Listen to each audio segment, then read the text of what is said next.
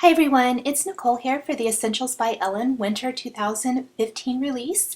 And today I have a card featuring the brand new Diagonal Window Die Fancy Thanks stamp set as well as the Wish Big stamp set.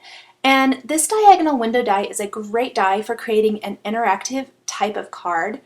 To start my project here today, I am die cutting a piece of double-sided Avery Elle 6x6 paper using the Diagonal Window die.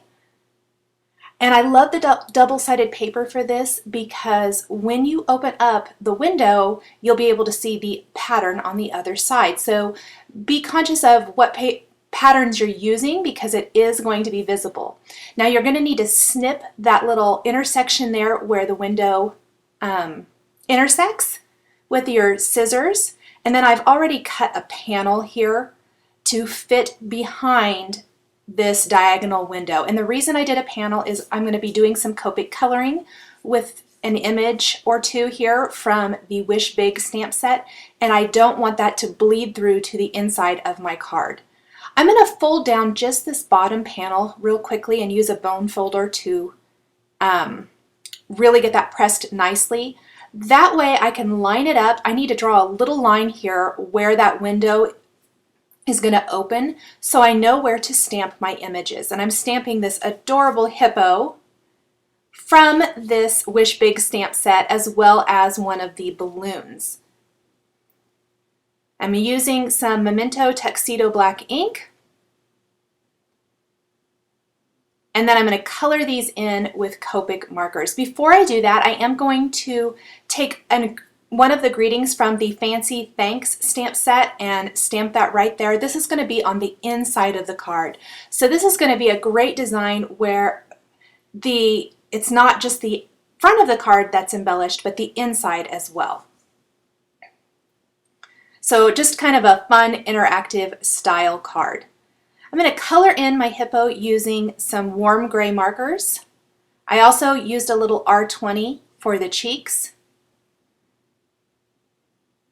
And I'm using about 3 shades here for the hippo itself. I laid down my base color, which is a pretty light color, and then I went in with my darkest shading color, and then I'm using my mid-tone color here next to blend that out. When I'm coloring a larger space like this that's all one color, a lot of times I will do it kind of this way, and that way I can build up the color when I'm not exactly sure where all I want to darken the image and things like that. And then I can go ahead and pull out that color with my mid-tone color when I see how, where all the light and dark areas are. Now, one of my favorite things to do with critters is add some little dot detail. I think it adds just a ton of interest to the design. So I'm using my darkest color here to add some dots. And then I grabbed another warm gray marker. My mid-tone color kind of got lost into that. So this is just 1 shade darker than my mid-tone and added a few dots there, as well as the colorless blender, which kind of moves to wick away that ink and create some little white spots. And there is my hippo. He's so super cute. I did go back around his face there and just add a little additional shading so his face really pops off the rest of his body. Now I'm going to color in the balloon up there. Oh, before I do that, I am going to take a black gel pen and color in his eyes and then the nose nostrils to really make them pop. I'm going to color in the balloon with some kind of pinky purple colors. This particular color coordinates well with one of the stripes that's going to be on the inside portion of that diagonal window panel. So when you open, the outside is kind of aqua with dots, but when you open it up, it's got a striped design. And so I wanted to pull in a different color and not have it all be aqua. And I'm just going to work on shading my balloon here. I did draw in the balloon string with a black Copic fine line marker and then colored in the toenails with a dark gray, simply because I was waiting for my pinks to dry so that they didn't bleed outside the stamp line. A lot of times if you oversaturate the paper, especially with maybe pinks or reds, they have a tendency to bleed. So I gave my paper a chance to dry a little bit before I went back in and blended it out some more.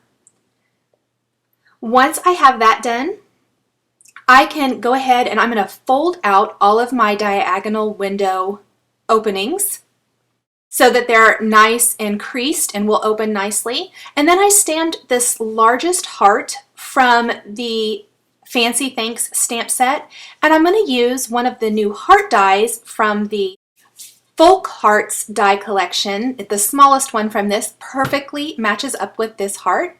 So I'm going to just place that right over that. I stamped it with the Fresh Mint Mama Elephant ink and die cut that. That's going to be for the front of my card.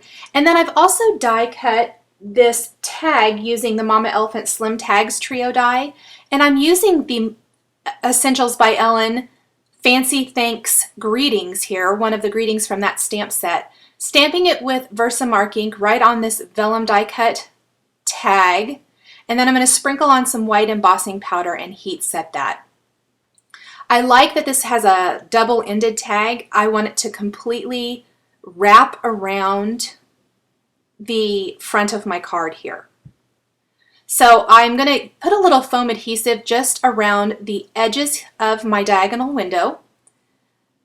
It makes this a little easier to open since this is an interactive element. I wanted to be able to kind of reach or easily pick up those window pieces and pull them around.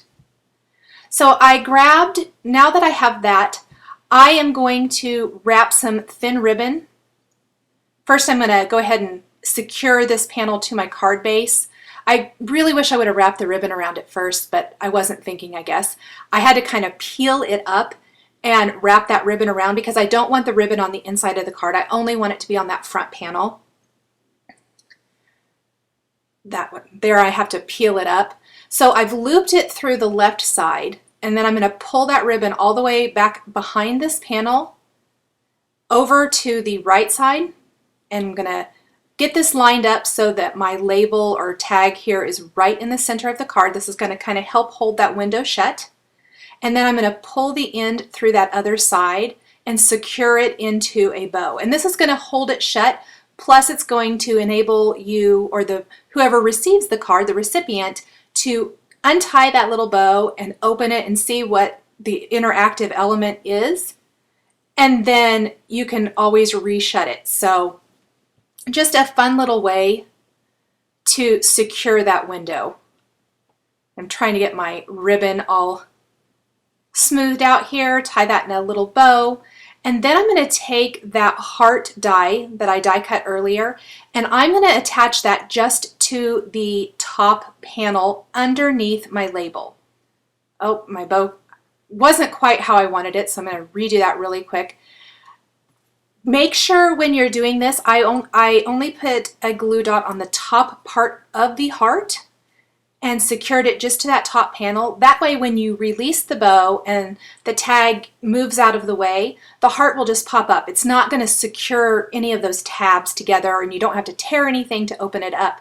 And I kind of played with the placement a lot, but I ended up really liking it layered underneath, and that worked out the best. So I'm going to secure that there, add a couple of enamel dots to finish off the embellishment of my front or of the front of the card, and this card is going to be all finished. So there's that little heart. I'll snip the ends of my ribbon, add those enamel dots. Just a really fun interactive card.